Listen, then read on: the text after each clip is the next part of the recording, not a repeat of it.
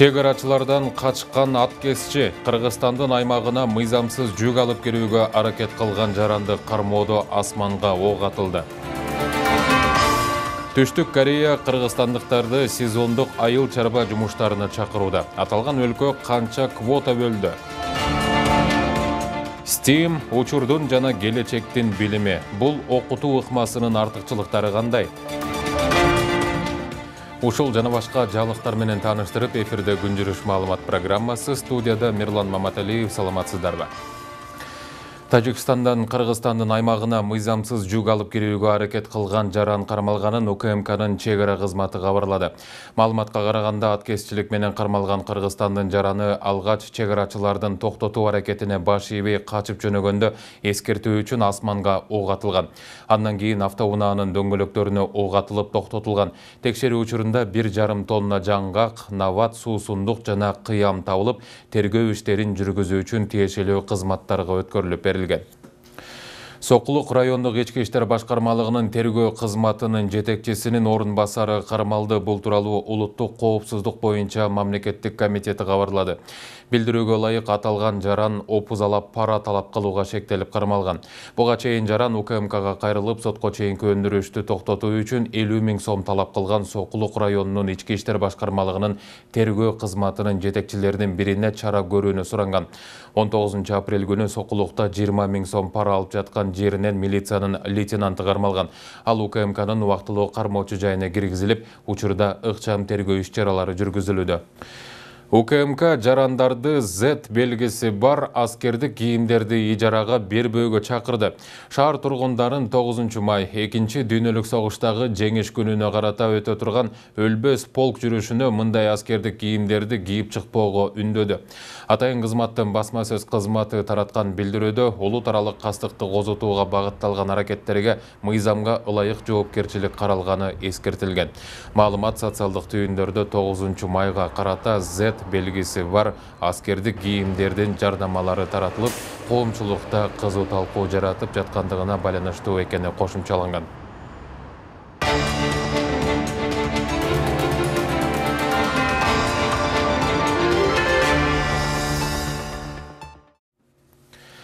Айыл өкмөт башчыларын, айылдык кеңештин депутаттарын атайын окутуулардан өткөрүп, мыйзамдуулук боюнча түшүндүрмөлөрдү берүү керек. Бул тууралуу маселени бүгүн жогорку кеңештин депутаты Акбөкөн Таштанбеков жыйында көтөрдү. Анткени элеттиктердин жашоосун жакшыртуу, аймактарды өнүктүрүү дал ошол кызматтар калаган өкүлдөрдүн милдети. Алардын өзүнүн мамлекеттик муниципалдык кызматтар, мыйзамдар боюнча деңгээли жетиштүү болбосо, ишти жөндөп кетүүсү оор. Парламенттин бүгүнкү жыйынында дагы кандай маселелер айтылды, темага кесиптешим токтолот.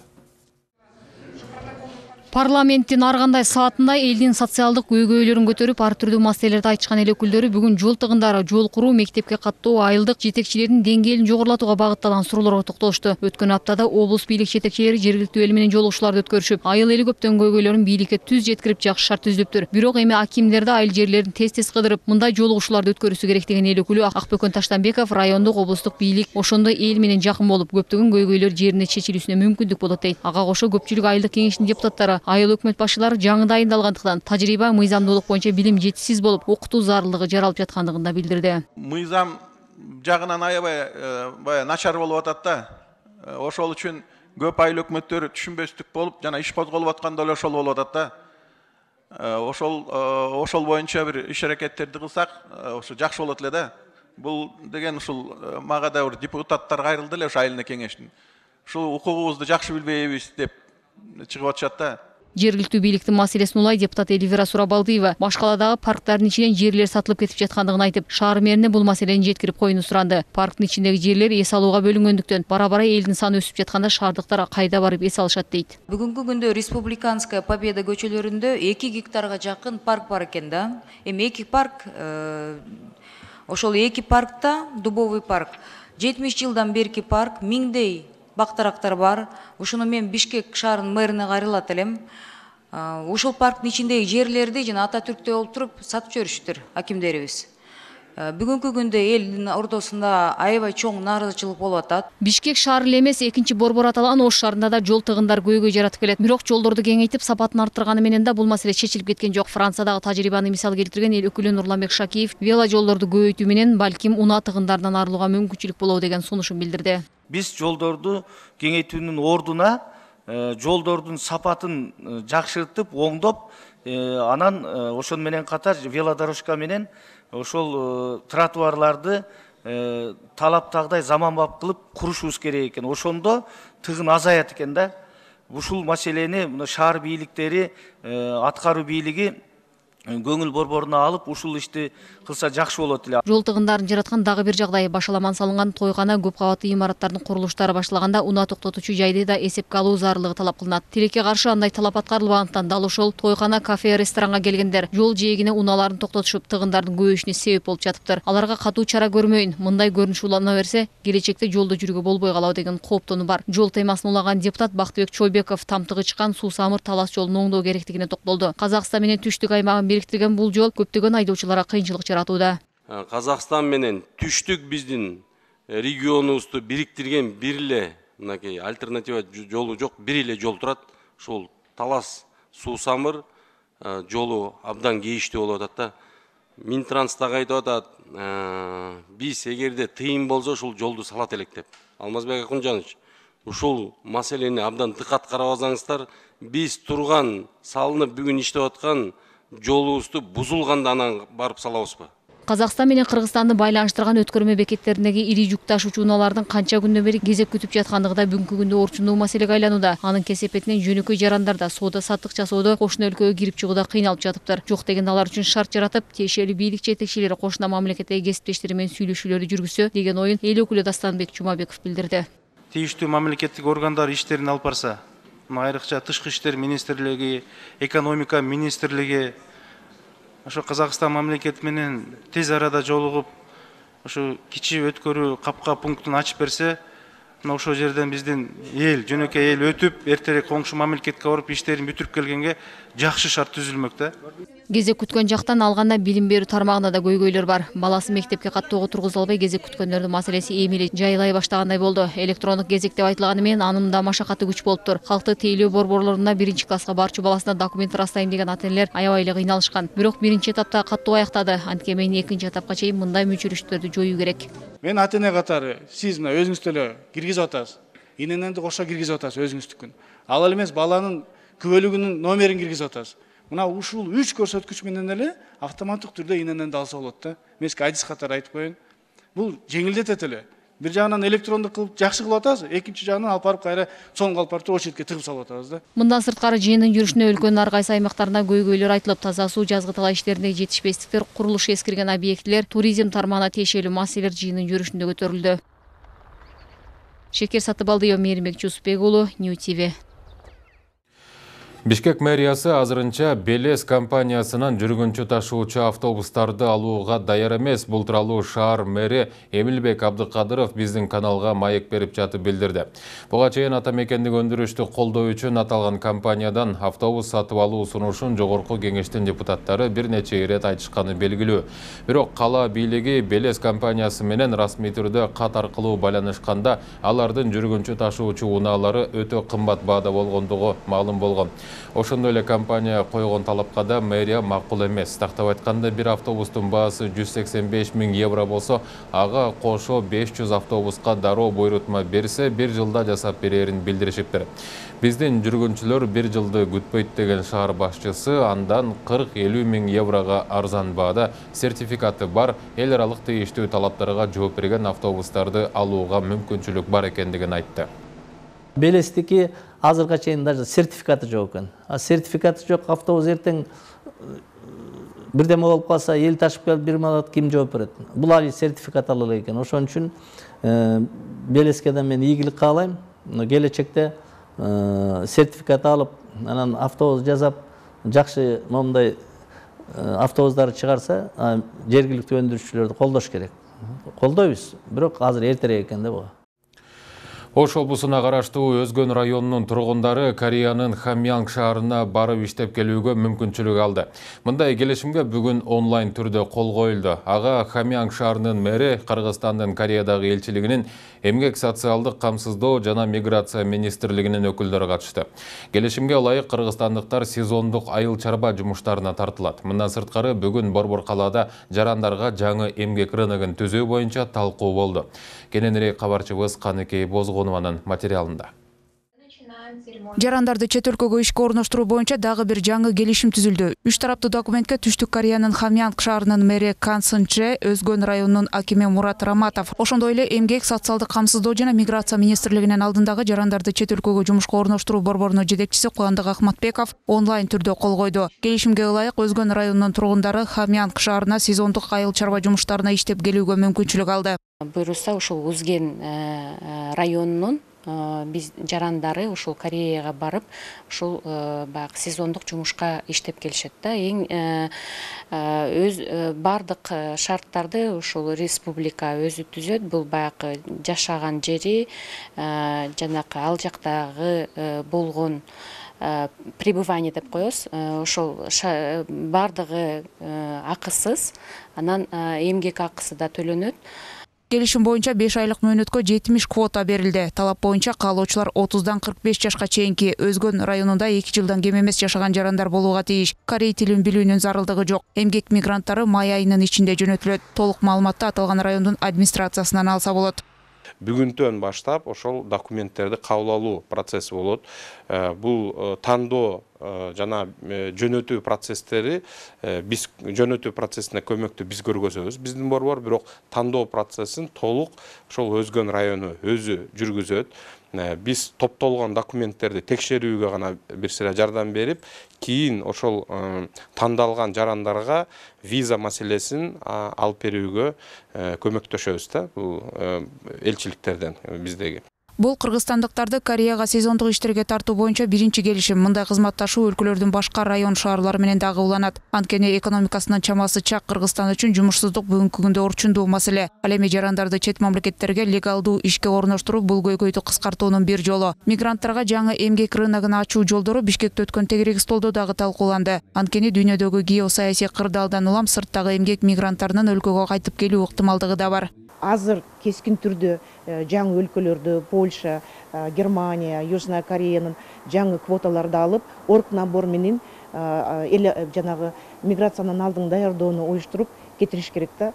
Анткени андай кылбаса, ошол Россияда жакынкы арада кырдаал өзгөрбөйт, балким дагы андан дагы оор болушу мүмкүн. Ошон үчүн биз азыр ошол негизги жанагы частный агентство занятостьлар менен биргеликте квотаны көбөйтүп, жаңы балким Европа эмес, балким Америкадагы өлкөлөрдү, Канада өлкөлөрдү дагы ачып иш орундарды түзүшүбүз керек да. Азыркы учурда жарандарды чет өлкөгө мыйзамдуу ишке орноштуруу боюнча өлкөдө 120га жакын жеке агенттиктер иш алып барат. Алар дүйнөнүн 21 мамлекетине эмгек мигранттарын жөнөтөт. Учурда Германия менен дагы жаңы иш орундарын түзүү боюнча сүйлөшүүлөр жүрүп жатыптыр. Госслужба по миграции аркылуу ошол Германияда биздин посол аркылуу Өмүрбек Чиркевич аркылуу дагы жаңы багыттарды өндүргөнгө аракет кылып жатабыз. Ошол биздин сураныч менен чоң иштери кылынып жатат. Азыркы учурда ошол Өмүрбек Чиркевич Германияда Министерство труда менен жолугуп келишим түзүп жатат. Ошого чоңдай ниет кылып жатабыз. Буюрса квота көбөйөт деген ишенимдебиз. Азыркы тапта тийиштүү мамлекеттик органдар Улуу Британия менен Корея өлкөлөрүндө кыргызстандыктарды ишке орноштуруу боюнча активдүү иш алып барууда. Мындан сырткары Чехия, Польша жана башка Европа мамлекеттерине, араб өлкөлөрүндө мигранттарга жаңы эмгек рыногун түзүүгө мүмкүнчүлүк бар экени жыйында айтылды. Каныкей Бозгонова, Аскар Маратов, Нью ТВ.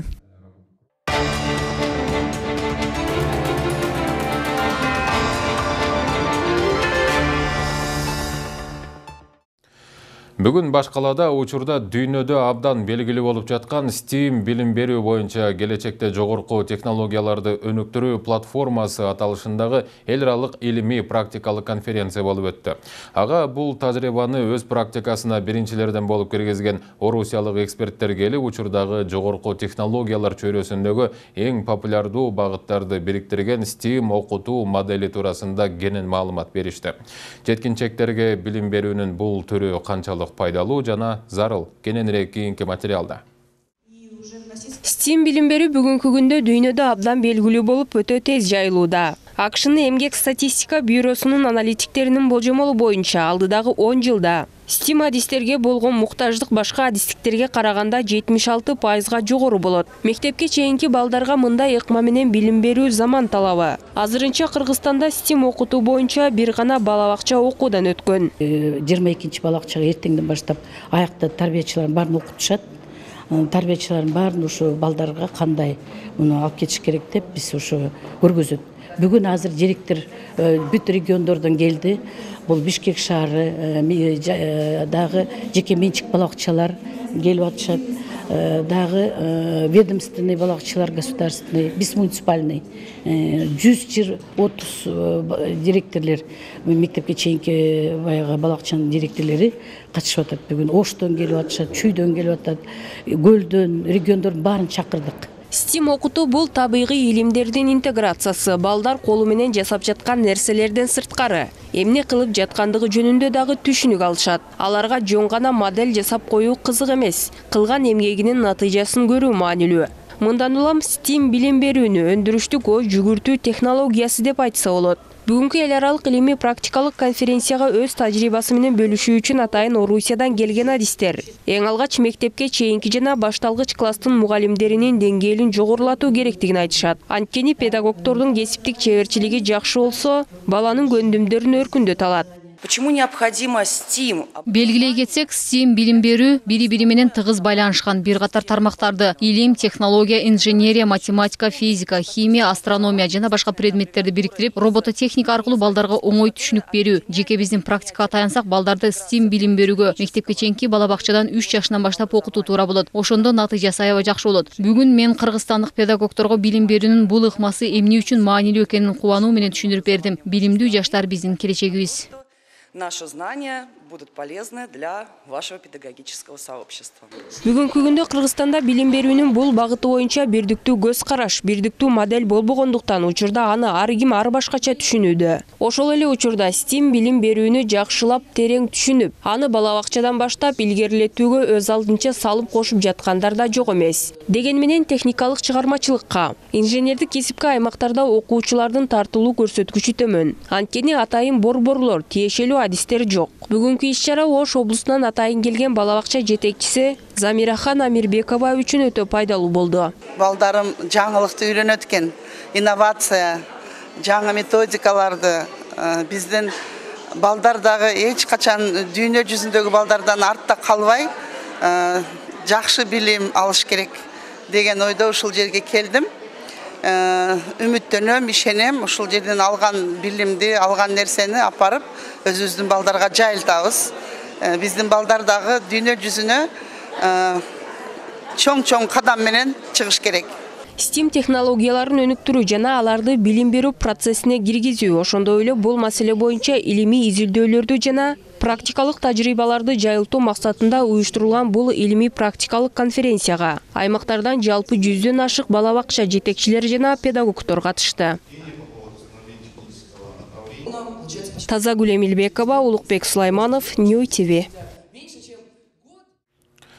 Быйылкы ажылык сапардын баасы болжол менен $4500 бааланып, былтыркыга салыштырмалуу $1000 кымбатташы мүмкүн. Бул тууралуу ажылыкты уюштуруу штабынын жетекчиси Абибилла Кадырбердиев билдирди. Айтымында ажылык сапардын наркы жогорулаганы дүйнө жүзүндө болуп жаткан кымбатчылыкка байланыштуу. Кыргызстандан ажылыкка баруу үчүн 2766 адамга квота берилген. Ошондой эле быйыл 65 жашка чейинкилер гана ажылыкка барат. 25 апрелден ажылардан төлөм алууга стат бермекчи болуп атабыз. Ошондо стат бергенде жанагы 3300-дүн бардыгына бирдей беребиз. Себеби убакыт өтө кыска, жанагы $3.350 төлөгөндө эле $500 төлөгөндө эле акчасын төгө берет. Biz summanın belgili summanı aytkandan keyin. Себеби Сауд Араб падышачылыгы бизге эң акыркы срок 15-майды койду. 15-майга чейин биз бүт төлөмдөрдү төлөп бүтүшүбүз керек. Бүгін салттуу музыка жумалыгынын алкагында Улуттук тарых музейинде дастан күнү белгиленди. Анда кыргыз эл артисти Замирбек Үсөнбаев ата бабадан мурас акындык өнөр аталышындагы мастер-класс өткөрдү. Ага маданият министри Азамат Жаманкулов, акындын шакирттери жана башка өнөр адамдары, студенттер катышты. Иш-чара Замирбек Үсөнбаевдин 70 жылдык мааракесине карата уюштурулган. Кененирээк Каныкей Бозгонова баяндайт. Салттуу музыка жумалыгы бүгүн дастан күнүн белгилөө менен уланды. Анын алкагында төкмө акын кыргыз эл артисти Замирбек Үсөнбаевдин катышуусунда ата бабадан мурас акындык өнөр аталышындагы мастер-класс уюштурулду. Бул маданий иш-чара Залкардын 70 жылдыгына арналган. Жалпы кыргызга кылган эмгегимди сыйлап, ушунча элди жыйнап шакирттерим менен кошула өткөргөнүнө чоң рахмат. Анан мен 55 жылдан ашты Кудай буйрса чыгармачылыгым. Ошондон бери ырдан кыргызга тийишкен пайда мыр. Малын багып данын өстүргөн жокпуз. Элге рахмат, ошон үчүн сыйлайт, урматтайт, кадырлайт. Мен ушу Ырымда да айтам, каерде болсо да айтам. Ушу кыргыздын ырчысы болуп калганына, төкмакын болуп калганына мен өзүмдүн багыма рахмат деп айтам. Бактылуу адаммын деп эсептейм. Улуу төкмө акындын катышуусундагы бул иш-чара маданият үчүн табылгыс казына. Анткени Замирбек Үсөнбаев Манас доорундагы Рамандын ырчуулунан берки жашап өткөн залкарлардын руханий мурастарын өзүнө сиңирип, топ-топ аргандай кыйынчылык тоскоолдуктарга карабай, аны бүгүнкү муунга жеткирүүгө зор салым кошкон бирден бир инсан. 20-жылымда биз СССРдин доорунда жашап, дүйнөлүк алкактагы классикаларды кадырлаганыбыз менен улуттук баалуулуктарыбыздан бир аз алысыраак болуп жүрдүк да. Мына ошондой мезгилдерде эгемендүүлүктүн башталышындагы оош кыйыш, баягы материалдык баалуулукту биринчи коюп, моралдык, руханий баалуулукту кийинки катарга калтырып жүргөн мезгилде мына ушул Замирбек агай элдик ооз-эки чыгармачылыктын баалуулуктарын 21-кылымга төкпөй чачпай жанагы жүк көтөргөн чоң унаадай болуп, талбай баягы көтөрүп келди да. Анткени биз туйбаганыбыз менен, биз сезбеген, билбегенибиз менен бул улуу жүк деп эсептейм. Өпкырдуу талант Замирбек Үсөнбаев 1991 жылы Бибисара Бишналиева атындагы искусство институтунда алгачкылардан болуп салттуу музыка жана фольклор классын ачкан. Анда бүгүнкү күнгө чейин акын дастанчылар тарбияланып келүүдө. Өзү дагы 20 жылдай акындык өнөр боюнча сабак берип, жүздөгөн шакирттерди тарбиялаган. Аны биринчи бүтүрүүчүлөрдүн арасында айтылуу дастанчы Өмүрзак Кайыпов дагы бар. Ал устатынын өнөрү гана эмес, баскан турганы дагы баа жеткис үлгү экенин айтууда. Жөн эле басып жүргөн жүрүм турумунда үлгү адам. Bizge сабак берип калганы Кудай Таалам бизге берген чоң белеги деп билем. Бул кишинин ушул дастанчылык өнөр боюнча агайыбыздын эң алгачкы шакирттеринин бири мен болуп калдым. Буга себеп бүгүнкү күндө дагы бизге жол көрсөтүп келет. Мен айтайын дегеним, биз мындан 5-6 жыл мурда дастанчы деген коомдук фонд ачканбыз. Мына ушул жерде иш жүргүзүүдө биздин башкы кеңешчибиз кандай багытта алып барсак болот, эмне кылсак болот дегенде бизге биз билбеген туңгуюктагы ачылыштарды ачып берип, мындай кылсаңар болот, тигиндей кылсаңар болот деп жол көрсөтүп, бүгүнкү күндө дагы биз улуу статустун жол көрсөтүүбүз менен маданиятка кызмат кылып келатабыз. Залкар инсан илгертен атадан балага өтүп келген элдик ооз-эки чыгармачылыктын, анын көч башында турган төкмөлүк өнөрдүн бүгүнкү күндө туу чокусунда турган аздектөөгө татыктуу кадырман аксакалы. Анын ат көтөргүсү эмгеги, таланты, таалими аркылуу улуу өнөр уланып, акын дастанчылардын азыркы чоң мууну дагы тарбияланууда. Замирбек Үсөнбаев атабыз ушул эң жаш ал кезде ал болуп, ушул улуулардын жолун улап, батасын алып, деги эле Калык Осмонкул ошол сыяктуу заркалардын колун кармап батасын алып калган улуу инсан. Биз дагы ошол инсанды бүгүн көзүн көрүп, сөзүн угуп жатканыбызга биз дагы эбегейсиз бир бактылуу болуп турган учурубуз. Ушул Замирбек атабыздын ушул гениалдуулугу ушунда бүт жагы так, мындай эч ката жок, кынтыксыз акын десек болот да.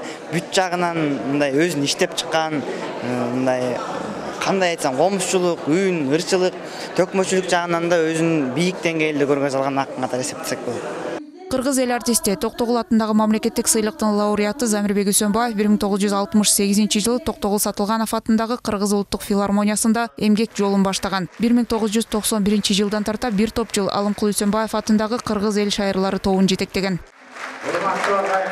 Каныкей Бозгонова, Аскар Маратов, Нью ТВ. 23 апрелде Кыргызстанда бүткүл дүйнөлүк китеп жана автордук укук күнү белгиленет. Ага карата эртең өлкөнүн бардык аймактарында арналган масштабтуу иш-чаралар өткөрүлөт. Аталган иш-чара Маданият министрлиги Касымалы Баяленов атындагы китепкана, USAID-тин окуу керемет долбоору, Мамлекеттик китеп палатасы, Билим берүү жана илим министрлигинин колдоосу менен өткөрүлөт. Белгилей кетсек, бүткүл дүйнөлүк китеп жана автордук укук күнү 1995 жылы 15 ноябрда ЮНЕСКОнун 28 сессиясында жарыяланган. Кыргызстанда бул күн 12 жылдан бери белгиленет. Бишкек шаарынын Курман Жандатка эстелигинин алдында чоң иш-чара пландалууда. Бул Кыргыз Республикасынын китеп күнүн белгилөө иш-чарасы өткөрүлөт. Аталган иш-чара биздин республикабызда 12 жылдан баштап өткөрүп келүүдө. Аталган иш-чарага көптөгөн биздин окурмандарыбыз, ошо кыргыз элибиз, жашоочулар ошол иш-чарага катышып келүүдө. Бул иш-чаранын мааниси ошол китеп окууга тартуу жана китепти даңазалоо элдин арасында. Ушуну менен берүүбүздү жыйынтыктайбыз. Саламатта туруңуздар.